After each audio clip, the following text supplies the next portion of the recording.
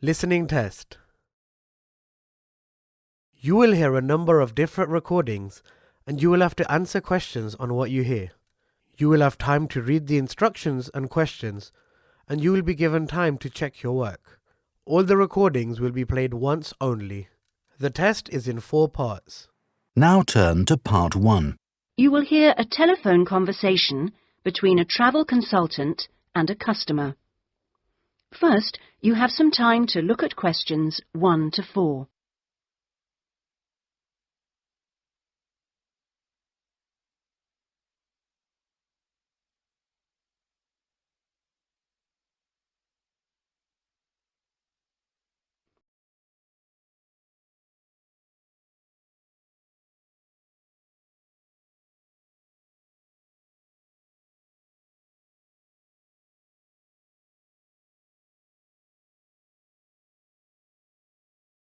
Now we shall begin. You should answer the questions as you listen because you will not hear the recording a second time. Listen carefully and answer questions 1 to 4. Good afternoon, Dreamtime Travel. How can I help you? Oh, hello. I'm interested in the holidays you offer along the coast near here. Yes, we operate several tours up the coast. Where in particular did you want to go? Well, I like the sound of the holiday that mentioned whales. Was it whale watching? Oh, that's our whale watch experience. It's very popular and it's based in a lovely little town with nice beaches. Oh, right. And how long does it last? It's 2 days. That includes 4 hours travel time each way from here. Good. I don't want to be away any longer than that. So, is that by coach? Actually, it's by minibus. We like to keep those tours small and personal, so we don't take a whole coachload of people. In fact, we only take up to 15 people on this tour, although we do run it with just 12 or 13. Oh, right. So, do you run these tours often? Well, it depends on the time of year. Of course, in peak times, like the summer holidays, we do them every weekend, but at the moment, it's usually once a month at most. And when is the next one going? Let me see. There's one in 3 weeks' time, which is April the 18th, and then we don't have another one until June the 2nd. All right. And is April a good time to go? Pretty good, though the really good time is later in the year. I have to say, though, that the whale sighting is only one of the many things offered. Really?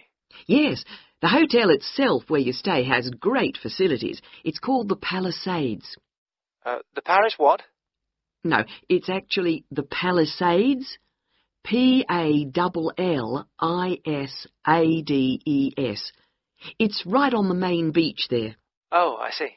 All of the rooms have nice views, and the food is really good there too.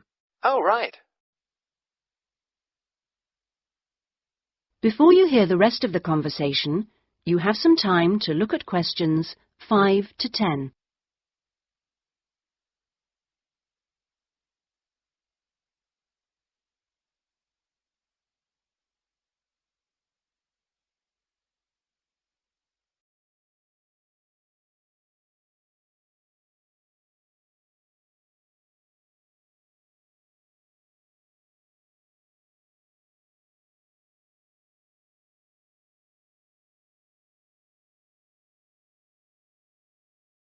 Now listen and answer questions 5 to 10. And what about the other things, that are included in the price? Oh, there are lots of things. If you don't want to do the whale watch cruise, your guide will take anyone who is interested either on a bushwalk through the national park near the hotel, and there's no extra charge for that, or on a fishing trip. That's an extra $12, I think. And there's also a reptile park in town. That costs more or less the same. No, I think I'd prefer whales to snakes. Yeah. And if you just want to relax, you're free to sit by the hotel pool or go down the beach. Oh, and they also have tennis courts at the hotel, but you have to pay for those by the hour.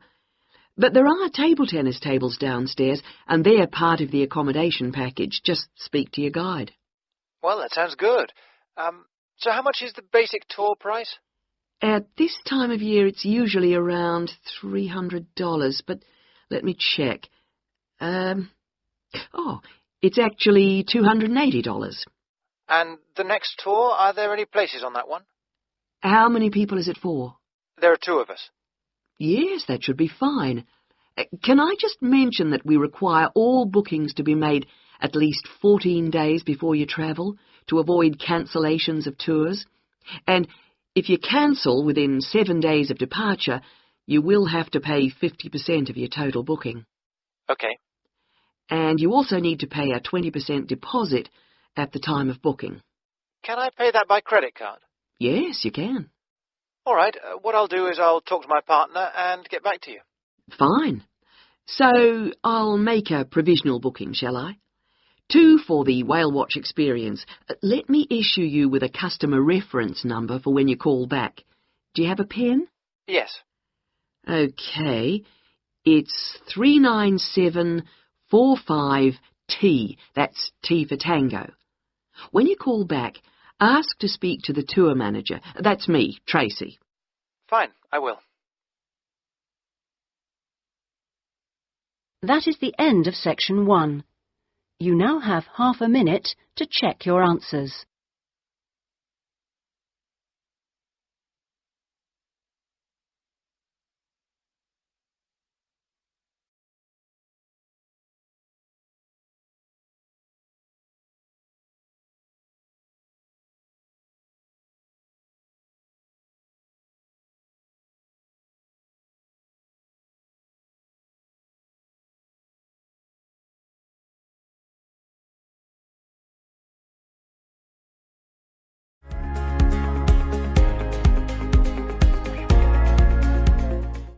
Part 2.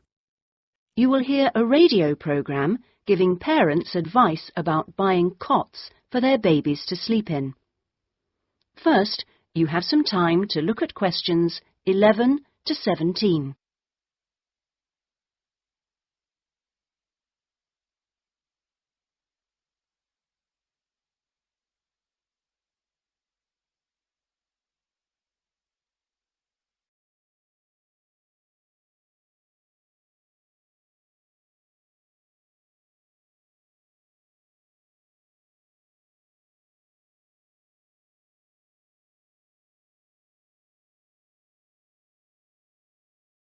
Now listen carefully and answer questions 11 to 17. Hello and welcome to today's Buyer Beware program, where we give you some tips on how to spend your money wisely. Now, in today's show, we're looking at beds for children and babies. Let's start by looking at baby cots. That's for children of up to 3 years old. We tested 3 different cots, all in the budget price range, and as usual, we will feature the good points, the problems, and our verdict.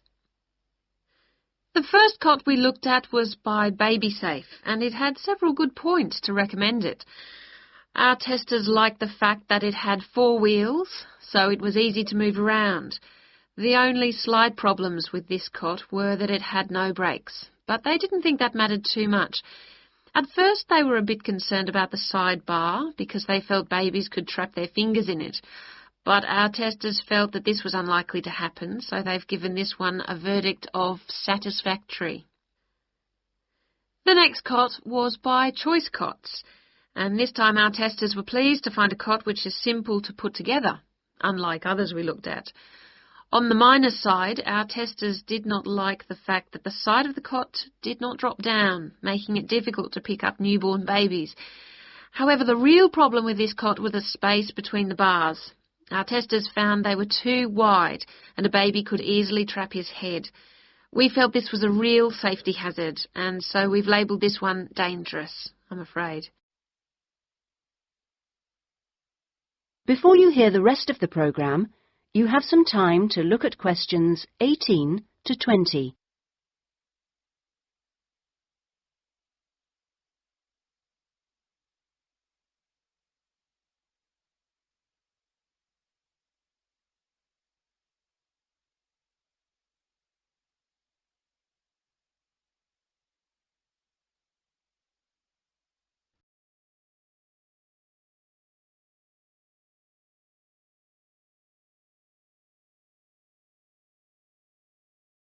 Now listen and answer questions 18 to 20.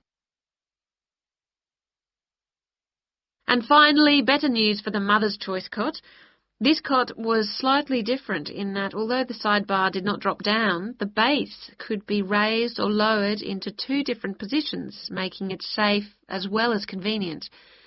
The negatives for this one were quite minor. The only niggle everyone had was the fact that it has no wheels, and the only other problem anyone could find was that there were pictures, which were simply stuck on and so could easily become detached. The makers have now promised to discontinue this practice. As this cot will then be safe in every way, we have made the Mother's Choice cot our best buy. Congratulations, Mother's Choice. So what features should you look for in a baby's cot? Well, obviously, safety is a very important factor, as well as comfort and convenience. We recommend that if you are buying a cot, do make sure that any metal present is not rusted or bent in any way. You should ensure your cot has only rounded or smooth edging without any sharp edges. This is especially important for wooden cots.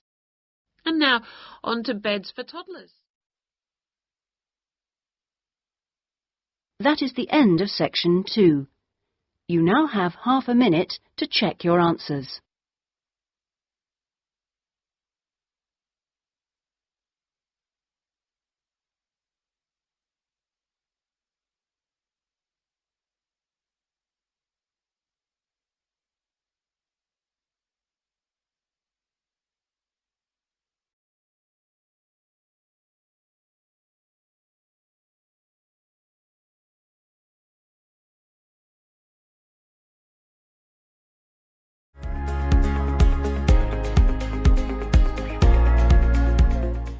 Part 3. You will hear a discussion between a college tutor and 2 students, Christina and Ibrahim. First, you have some time to look at questions 21 to 30.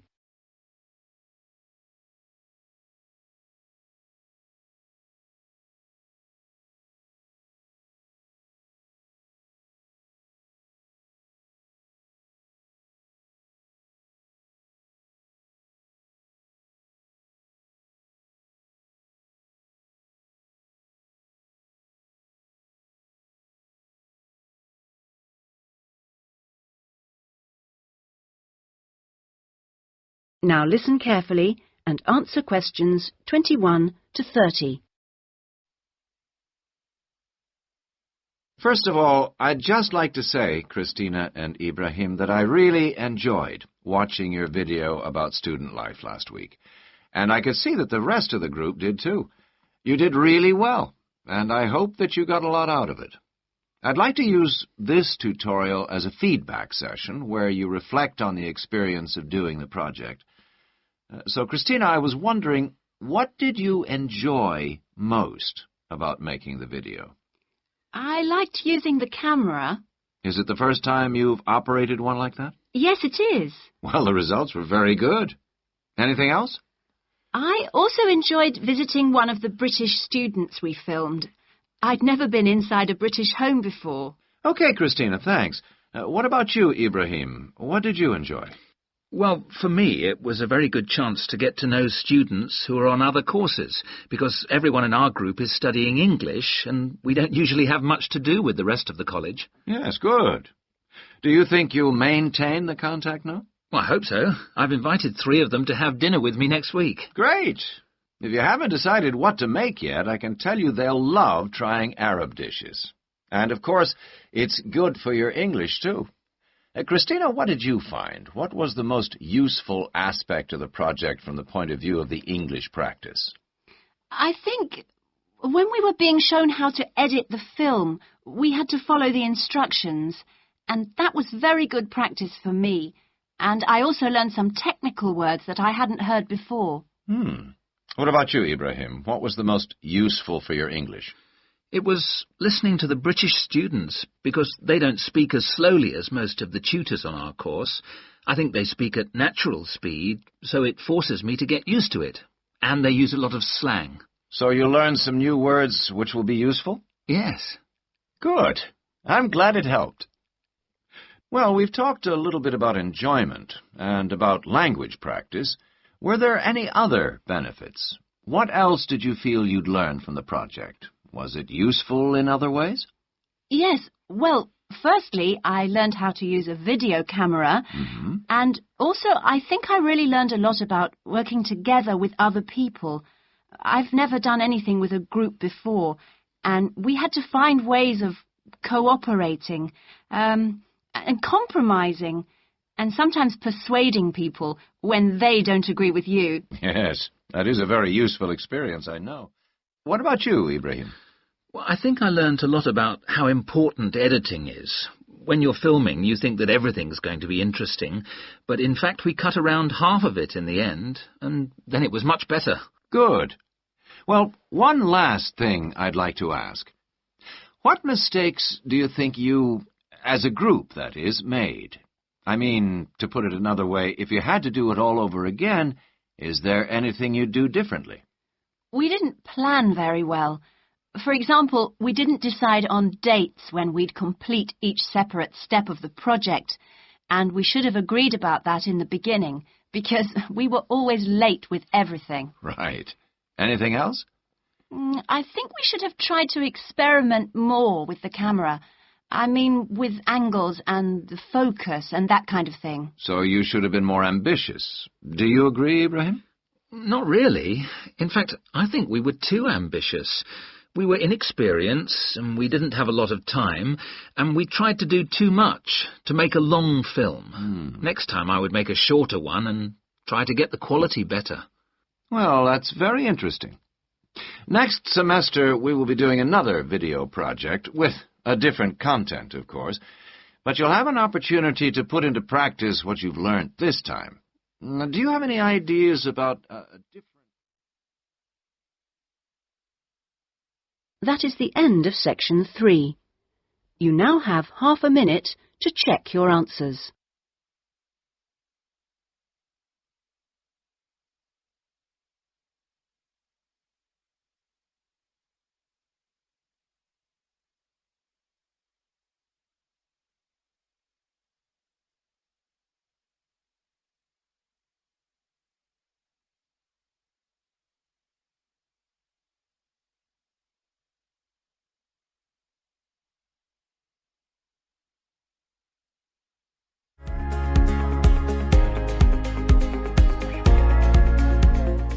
Part 4. You will hear a talk about scientific research in the continent of Antarctica. First, you have some time to look at questions 31 to 40.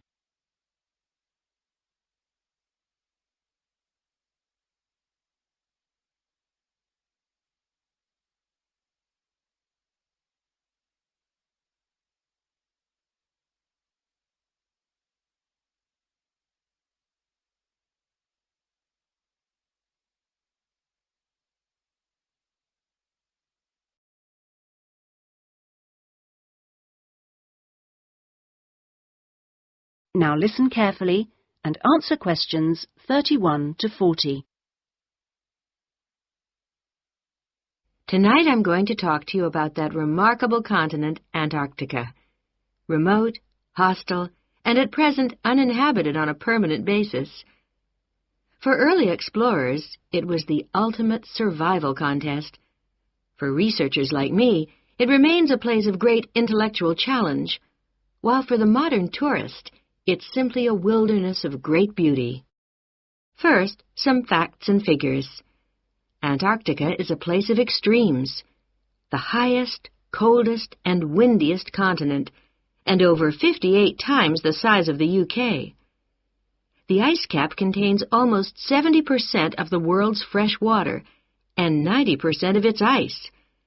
But with very low snowfall, most of the continent technically falls unbelievably into the category of desert. Huge icebergs break off the continent each year, while in winter, half the surrounding ocean freezes over, which means its size almost doubles. Research and exploration has been going on in Antarctica for more than 200 years, and has involved scientists from many different countries who work together on research stations. Here, science and technical support have been integrated in a very cost-effective way. Our Antarctic research program has several summers-only stations and 2 all-year-round ones. I was based on one of the all-year-round ones. The research stations are really self-contained communities of about 20 people. There's living and working space, a kitchen with a huge food store, a small hospital, and a well-equipped gym to ensure everyone keeps fit in their spare time. The station generates its own electricity and communicates with the outside world using a satellite link. Our station, 01, had some special features. It wasn't built on land, but on an ice shelf, hundreds of meters thick. Supplies were brought to us on large sledges from a ship 15 kilometers away at the ice edge. Living in the Antarctic hasn't always been so comfortable. Snow buildups caused enormous problems for 4 previous stations on the same site, which were buried and finally crushed by the weight. Fortunately, no one was hurt, but these buildings became a huge challenge to architects, who finally came up with a remarkable solution. The buildings are placed on platforms, which can be raised above the changing snow level on legs which are extendable.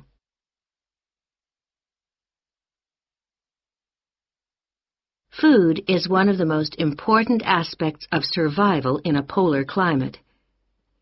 People living there need to obtain a lot more energy from their food, both to keep warm and to undertake heavy physical work. Maybe you know that an adult in the UK will probably need about 1,700 kilocalories a day on average. Someone in Antarctica will need about 3,500, just over double. This energy is provided by foods which are high in carbohydrate and fat. Rations for field work present an additional problem. They need to provide maximum energy, but they must also be compact and light for easy transport. Special boxes are prepared, each containing enough food for one person for 20 days. You may be familiar with coffee processed by freeze-drying, which preserves the quality of the food product while making a large saving in weight. Well, this type of presentation is ideal in our situation. It wasn't available to earlier polar explorers whose diet was commonly insufficient for their health. I think that being at the cutting edge of science has a special appeal for everyone working in Antarctica, in whatever capacity. As a marine biologist, my own research was fascinating, but it's perhaps climate change research that is the most crucial field of study. Within this general field, surveying changes in the volume and stability of the ice cap is vital, since these may have profound effects on world sea levels and on ocean currents. A second important area is monitoring the size of the hole in the ozone layer above Antarctica, since this is an indicator of global ultraviolet radiation levels. Thirdly, bubbles in the ice sheet itself provide an index of pollution, because frozen inside them are samples of previous atmospheres over the past 500,000 years, and these provide us with evidence for the effects of such human activities as agriculture and industry. There are an increasing number of opportunities for young people to work for a period in Antarctica, not only as research assistants in projects like mine, but also in a wide range of junior administrative and technical positions, including vacancies for map makers. I hope that the insights I've provided will encourage you to take up these opportunities in this fascinating continent. That is the end of section 4. You now have half a minute to check your answers.